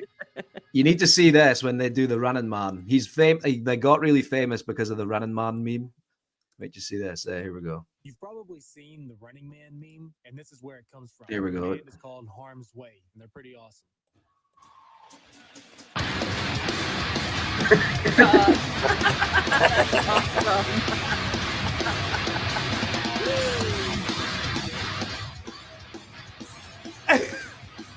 That's awesome. Yeah. I mean, he almost had it.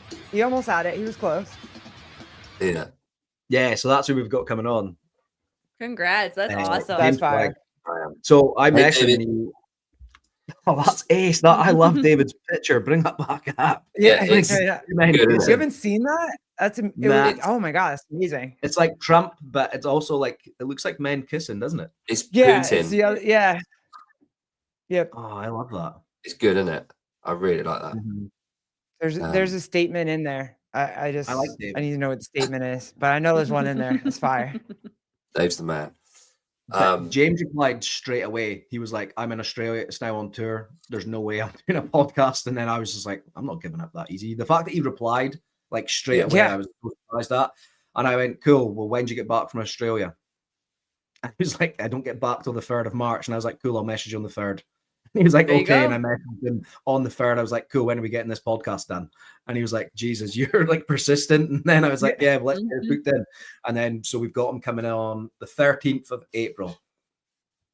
Because he's now away on tour again. He's on tour again. He only came home for like 5 days. And then he went away today again. And he's back in April. So we'll get him on. But yeah, he's got this online coaching thing for like muscle building and like gym work. So Look at him. Holy. It's him, and there's another guy called Ethan who coaches Olympic lifting. They shared a guy clean and jerking 170 kilos from their coaching company yesterday. Nice. Wow. They obviously know what they're doing. Yeah. Mhm. Yeah. That'd be well called. So, I think we'll have an interesting conversation about music and like lifting with him. Yeah. That's gonna be awesome. Congrats on that. That's awesome. So that's the show kind of, and I've got I have got 2 lads from Malta coming on. They're box owners from a little island. I don't know if you know Malta, but so, however, copying their social media stuff. I'm going to pull one up. Hang on. So they really, really, really, really make me laugh. Like, what I don't want to do. Hang on, I'm going to share screen. I'm so afraid of what really makes Jake laugh. Have you asked her? Have you asked her? This would be a dream for us, by the way. Yeah, so in all honesty, right? Me and Yon have talked about this, and we really do think that we could have a good conversation with her. If she would unblock me, it would be amazing. So, how did you get blocked? What did you do? I didn't say anything wrong. I just, I can't even commented. It wasn't anything bad, but I commented disagreeing with something she said, but I was very respectful because I even then said it on a YouTube video and said, by the way, I wasn't being, this is because I did the same comment. Jake read it and says, oh no, that was fine. But I got blocked for it on Instagram, but I can't get blocked on YouTube. Yeah. Mm-hmm. So I have a theory. Continue. I have a theory about that. Okay, go ahead. All right, so hang on. Wait, so hang on. Did you know that our 10-day intro offer allow you to try not only CrossFit classes but also High Rocks? That's the best one. Yeah. So listen to the wordplay is amazing. This may seem like a funny and normal behavior to you at the gym, but what if it was the other way around? Honestly, like I have spent. I like the car one as well. It's like, it's not even my car. I like the car one. It's not even my car. I do not know how to fix a tire. Everyone always asks me, John, how do you fix those tires so quickly? Well, I have no idea. My name is not even John, and this is not even my car. My name is Jan, and I'm the code. That's good. That's good. Yeah, that's fun. There's 2 brothers, and they have got this insane, like, their whole Instagram account is just these really funny, quick, really funny, like, ways of getting attention and stuff like that. And they're awesome. They're a couple of brothers, and they've got a really good community. So I've got them on next Sunday, so I'm really looking forward to that. That's awesome. That's awesome. Very playful. So yeah, they're good. Yeah, lads. we relinquished Sundays to you. We have one next Sunday too, and that's probably the last one we'll ever do on a Sunday. We relinquished them to you. Oh no. We that's Sunday mornings. Okay. So that's on the base show. So that's in the Sunday morning at like 9 o'clock our time. So it'll be like your 2 o'clock in the morning. Oh, that's cool. Yeah. And then we're going to start going like live to kind of end around this time. So you'd normally be on about 9:30 anyway. Yeah. So we're going to try and go like 7 till 9 kind of time. Yeah. I was just worried. I was like, I keep messing with them, and I'm not trying to mess with them. I keep telling her though, there's so many people in the space, like it's bound to happen. And if we consistently try to reschedule around something, sometimes you're not going to get those people. Work, and it's not even so much us, it's more the guests. So if you get a guest that's like, hey, I've got Sunday at 5 o'clock our time. That's it. And you also have someone that is, whatever that is for your time. Like you got to take what the guests can give. You know what I mean? Yeah. No, totally. And the thing for me is like the other day, Sevi went live, and I can't remember what the show it was. It's quite a good one. And Pedro went live at the same time. Yeah. And for those two to go live at the same time, that was like a really big thing for me. I was like, oh, it doesn't really happen. The only thing that I don't like about it is that 1, it comes across like I've done it on purpose or we've done it on purpose, but 2, it's that I can't be watching your show and chat shit. So that's again. I'm feeling like I'm missing out on watching your show. Yeah.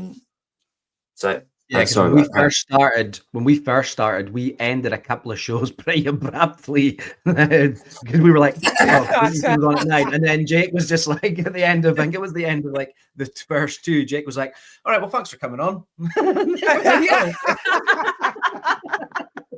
It was like your show was about to start, and I was looking at the clock thinking, fuck, get off. We got like 1 minute, and I was like, right then, good, all right. So thank you very much. I'll see you later. And then like end stream, and then I think it was Mason that kind of he texted us saying that was a little bit abrupt. Yeah, I was like, yeah, we need to work on like how we get people out of the show. Like, yeah. We need to work on how we start them and then maybe how we finish. Yeah. In just life, you got to figure out how to start people and finish them. That's right. Yeah, exactly. I know how to finish people. I just don't know how to start them. Good. Just a quick one. Will you please read my novel? Have you actually written a novel? It's just like a rant. I don't know. On Spoiled Beth before you interview her. I really want to nail down she is spreading a bad message to fat people that they should do CrossFit her way. Yeah, of course, Seema. I'm always willing to learn and read. Do you know what I'm reading this week, guys? Would you like to see what I'm reading this week? I'm reading a book called Barefoot in November. Oh, tell us how you got that book, Jake. Well, thanks for asking. One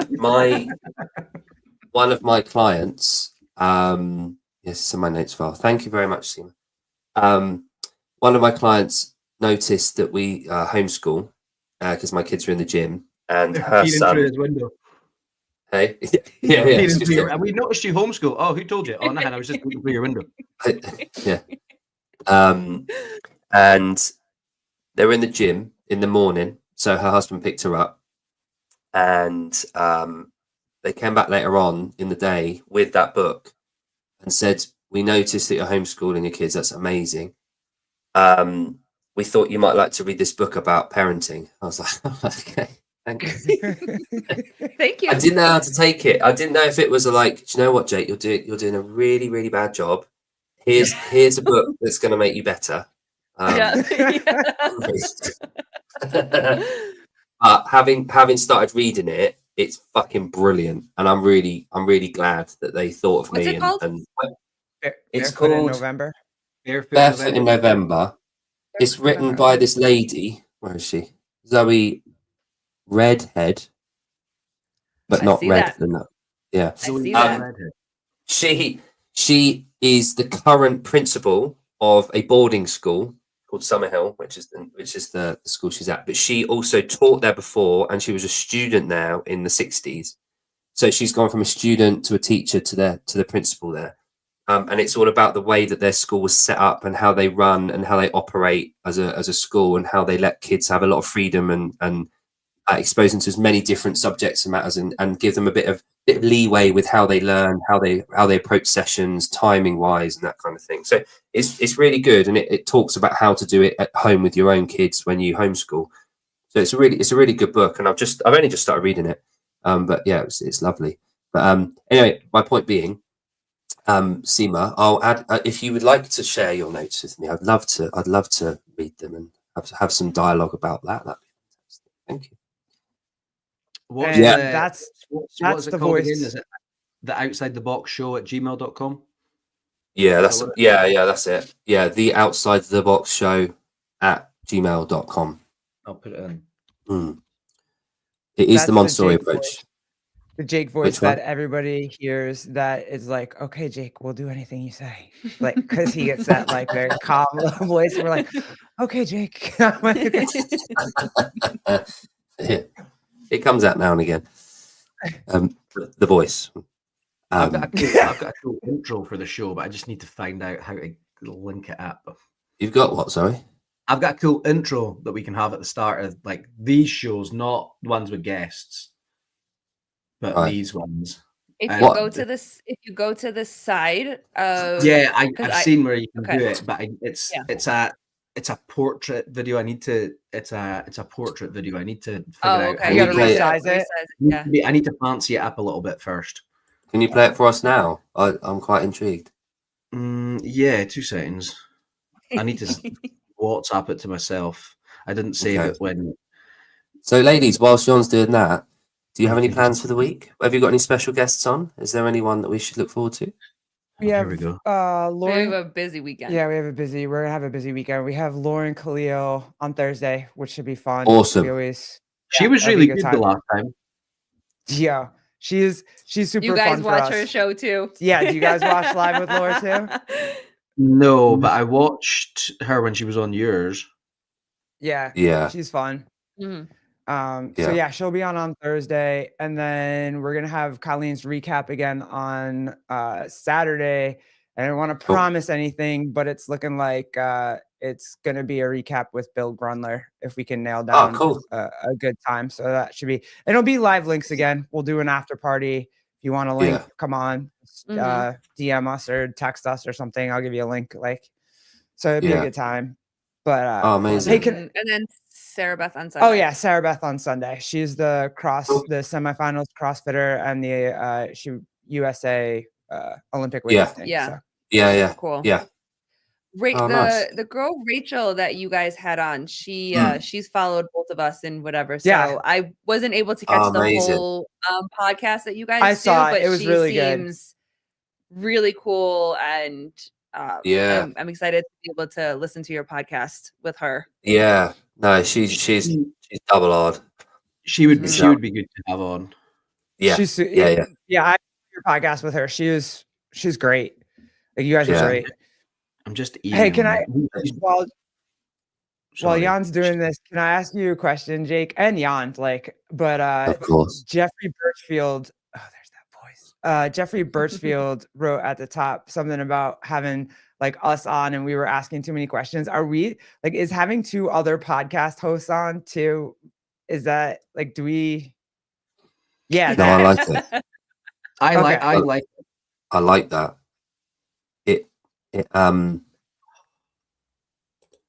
It's sort of I'll tell you what it's like. It's like taking your girlfriend to meet your family, and then you just sit back and then they talk. And they get on really well, and you're like, oh, it's working. I just feel like we've been doing a show together for so long. It's been a year at this point. We've done a show together for so long that it's just whether it's your platform or our platform. We're still talking the same. Everybody's talking the same. The only thing that's weird is I go to pull up a comment and I'm like, I can't touch the comment. Yeah. I tried that when I was on yours. Remember I was saying, Yeah. I'll be heading down to New Orleans to celebrate. Cool. Nice. He's a traveling man now. That was something today. Have I already said about this? About the Dutch couple talking about the origins of Brooklyn.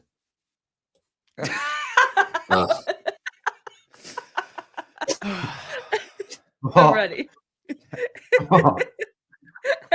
What? Just that face. No, from stage. Keep talking. Nick. Keep talking. There's an origin behind that video, and no, don't explain it. Just tell your story. Okay. Sorry. She's gone. She's gone. It's over. Here we go. All right. Okay. Okay. Sorry. Go ahead. Did you not know that's what I was going to pull up? No. No, I genuinely thought you had an AI video that you've made or something. We can explain this video after. Wait, okay. Who made the logo down at the bottom of the screen right now? Jan, you made that? Yeah. Of the video? But fiddling around with AI, yeah. Do you know which one's me and which one's not? Yes. And why did you make yourself so short? Aren't you the same height as Jake? He's further away. I'm 5'9". No, I was saying if you could get those characters to create an intro, that would be really cool. See, if you could play around. I mean, I don't know how you would be able to do that, but bye, Sima. You got to come on a live link show one day, girl. Miss you. I did that with Chat GPT 4 because they've got like loads of different integrations now, and there was one of them called, it was like Pixel, and it took forever. That wasn't even the best characters. I had it like nailed down, and then you would ask it to like do something else, but like keep those characters, and then it would like throw it all out, and I'd be like, oh fuck, I have to. You did all of that, and now it's so we've stuck with that one. You actually read for an hour and 45 minutes. We told him he had to read the stories entire time while we were on the the podcast, and he did it. Oh, So, well done. Because we are starting to take the tablet away a little bit more for times like this. And we're doing a March So, Madness bracket. Oh no, that's okay. Yeah, go ahead. Go over there. They can't hear you. Yeah. What bracket are we doing? A March Madness bracket. For basketball, right? Yeah. NCAA. Yeah. But school too. Tell them for school. So For school. So explain what it is for school. So you have to read for more minutes to add the minutes up. And you have to add the minutes up so and whoever gets the most most minutes moves on. There you go. Wow. Yeah. Oh, well done. Is it like the playoffs? It's each classroom. So each Yeah. classroom has to read a certain amount, and they're in brackets. So whoever wins the most. So their teacher, I guess, told them that like we're close to losing. So he came home and was like, I had to read all weekend. And I was like, you know what? It's actually a good idea. Like when we're on a podcast or whatever, like usually he has his tablet, he's, playing or watching TV. And I'm like, you know what? For an hour and a half, like go flip through some books, go read some books. You know what I mean? Just to get him off his tablet a little bit more. So, I mean, he's not on it a ton, but there's certain times that he is, you know what I mean? So I'm like, let's just get him to read a little bit more. So, and he likes to. Yeah. He likes to. Yeah. So Good. Jan, did you say that you guys were taking the tablet away? Did you say that too? A little bit? Yeah. How's that going? Yeah, good. We're just challenging him a little bit more. Mm-hmm. Yeah. It's not a bad thing. Not a bad thing. So like purposely changing routines, like after like not trying to cause like not changing absolutely everything to just throw a spanner in his whole day, but like let's say if we normally drive home a certain way and he knows that's where we go, and I'm just like, oh, by the way, that road's closed, so we're gonna go this way now. Like just like little things, so then he's just getting used to little changes. That's like, so he's not like so like routine and so like set in, like if it can't happen, then it's it throws a whole spanner. We did the same thing. Or the likes of like every Sunday we've been going at like 4:05 to the trampoline park. So the last 3 weeks I've taken him at 9 o'clock in the morning. It's not that he's not going. I've just changed the routine a little bit. Yep.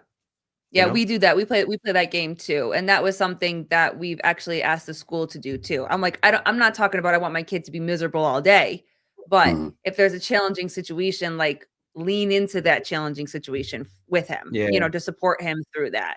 And also too, there are some times that we've said we're going to do one thing and then I completely change exactly what we're going to do. And I mean, I have to give it to him. For the most part, he's adjusted to that really well, but he also has those days where he's like, well, you said we were going to do this at this time. And I was like, yeah, but I got something else I got to do real quick and whatever. And I try to push it. And then he goes and does something else. And then we're able to just kind of finish out the day. But we play that game too, Jan. I think it's very, very helpful for him. Help him further down the line. Yeah, for sure. That's the thought process anyway. Yeah. But yeah, Jake can tell you the backstory about this video after if he wants. I gotta see. It's just funny. Can I hide this? Yeah, I can hide that. Right. I can bring this up to the stage, right? Right.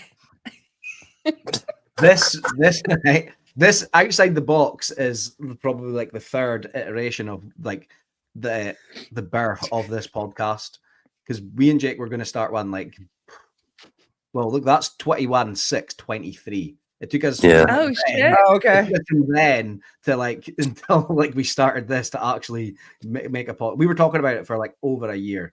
Way over a year. This is good though. This is such a good picture. Are you ready? I know what's coming.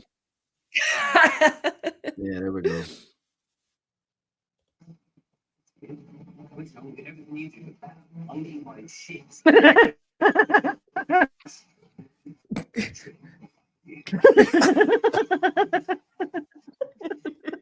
Did you hear that? Barely, but I read the. I read that. Yeah, it was quite quiet, Yon. Oh right, sorry. Why is it so quiet? I don't know. Could you read the notes? Yeah, turn the volume up on the video. Oh, right. I read the think it is up notes. on the video. Look, it is. It's 100%. Yeah, that's all right. So You get the basically, gist. me and Chris have got this really good like relationship where we just send we used to send video notes to each other on this group where we just like attack each other and one up each other. They would attack each other like non-stop. They would like battle all day. Yeah, it'll be all day, and then Chris would go running and disappear for a day or so. But so he talked about the fact that he would drink his own piss, like urine, to get all the minerals and stuff. I don't think he did. He did. So I went on this tirade. I said he was. I don't think he said he actually drank his piss. I said I had drunk piss on a stag do. No. And then he said, "Oh, you can get lots of like vitamins and minerals from drinking your own piss." And you're like, "Oh yeah, you're gonna drink your own piss? I'm gonna eat my own shit."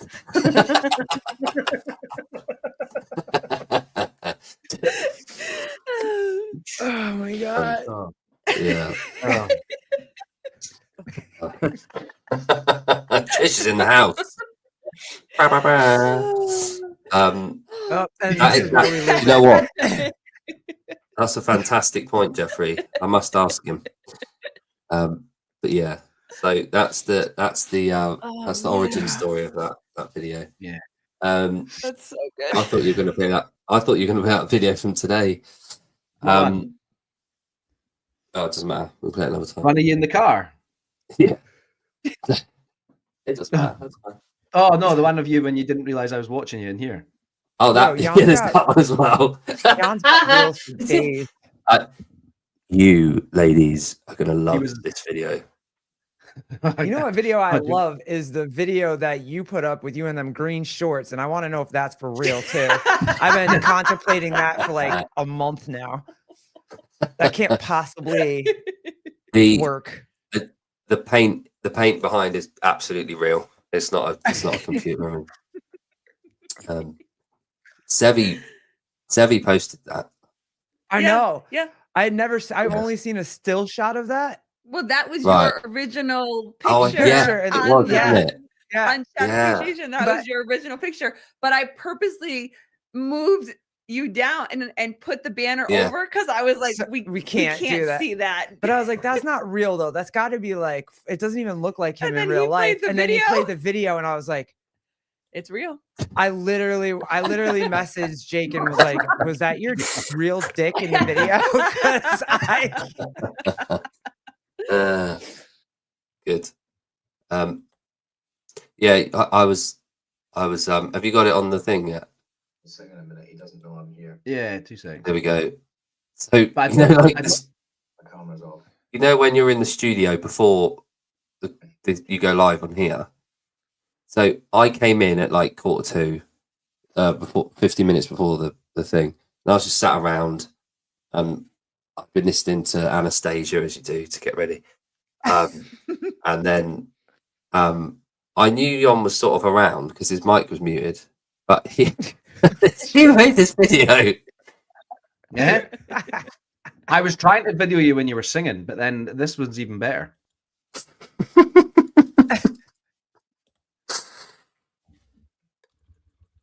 He'll sing in a minute. He doesn't know I'm here.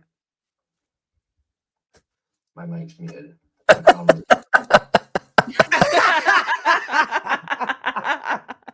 Couldn't resist it. Couldn't resist it.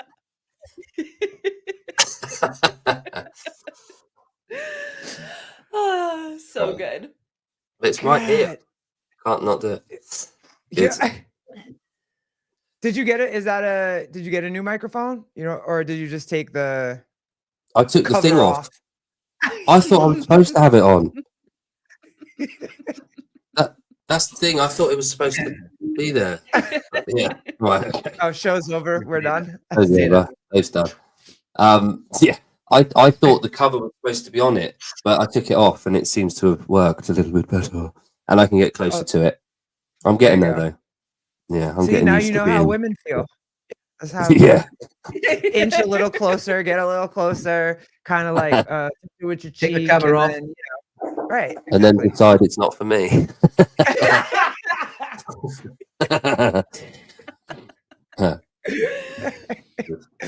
Oh Lord, he gets it. He gets Right. it. I do all the time. Right, Now we were only going to go for an hour tonight. Yeah. We said that too. We did the same thing. We Yeah. have dinner to go to, but this Date was too night. much fun. Yeah. Oh, amazing. Well, thanks for saving us. Oh wait. Oh, anytime. She was like, "Hey," Mm. she's like, "The boys texted me this morning. I think they want us to come on the podcast." I was like, "Okay." I'm like, "It's your birthday weekend if you want to." Yeah. Fuck yeah. Yeah. I'm here. I know you don't like people telling you happy birthday, but happy birthday. Hope you have a lovely weekend. Thank you guys. I appreciate y'all. This is really cool. This is fun. Yeah, I like hanging out with all you guys. 69 is good. Mhm. 69. To end the show. Yep. Hey, can we get Yeah, that yeah. shirt for our show? Can we get Glinton Podcast Yeah. 69? We gotta talk to Vindicate. Yeah. Talk to Vindicate. All right, Surely guys. he could make like a cool like Scissor Sisters logo. Dude, Oh. that is a myth. I mean, it's a funny fucking myth, but it's weird. So like, Yeah. what do you think? And have like Edward Scissorhands or something like. Oh, hey, if you go to You know. kill yourself. If you go to HGR CVD's YouTube, they started a new, and this is amazing. They started a new like series on their podcast where they're talking to lesbians who have been to jail and redeemed themselves through CrossFit. So their first episode is, and I mean, this lesbian is like, she out butches me. She's got like a full like tattoo on her hand. That's like, and she's talking about how she went to jail for X, Y, and Z. She had a stripper girlfriend. Like, it's amazing. Like, yo, and it's amazing. The whole premise of the show and the channel is interviewing. Of that show. That's that Oh, one right. series. That one It's series. called Redemption. Right. And it's okay. lesbians who have been to jail and redeemed themselves through CrossFit. That's The a first episode pretty just came out. specific. And it is like there's strippers, there's It's very blow, niche. there's Yeah. Yeah. Yep. And these That's girls have brilliant. done like hard time. Like the Yeah, next yeah. one that is like was in jail for like 10 years. Damn. And So- do they, what kind of questions are they asking? He 'Cause it's did a very great job. I mean, specific it's to get Carl. on just lesbians. Why not just women? Yo. have Nope. redeemed themselves Lesbians. through CrossFit? Lesbians. Imagine you were a straight lady in jail. Like, I'm grafting. My Valentine's Straight time. women- and like, No, straight oh, women no, don't we do want that, bro. you because you like willies. Yeah. We're just No, looking for I've- scissor sisters. I'm curious to see if they're really butch lesbians or if there's like some lipstick lesbians in there. But I have a feeling it's gonna be all butch. Yeah. But it's gonna be. Is that because He you does. think Carl it's did pretty people good. that have been in jail that they're going to be more butch, or I would It assume does sound intriguing. it is. It was. Uh, All I heard was uh, stripper girlfriend, and I was like, okay. Yeah. And I'm in I this mean, one. Like I'm it's watching fine. this now. Good.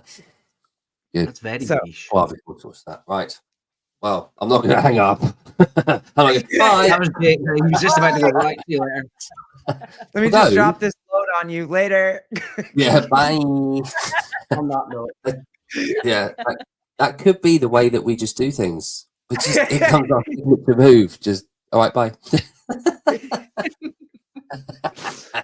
I normally end them by I normally end the stream by saying stay gay. Okay, yeah. And Always. that's how I do.